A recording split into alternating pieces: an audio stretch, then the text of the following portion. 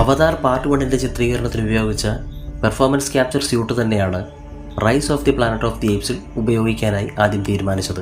അവതാറിൻ്റെ ചിത്രീകരണം പൂർണ്ണമായി ഇൻറ്റീരിയറിലായിരുന്നതുകൊണ്ടും ഈ മോക്കപ്പ് സ്യൂട്ടിൽ ഇൻഫ്രാറെഡ് റിഫ്ലക്റ്റിംഗ് പോയിൻറ്റ്സും ഇൻഫ്രാറെഡ് ക്യാമറയുമായിരുന്നു ഉപയോഗിച്ചിരുന്നത്.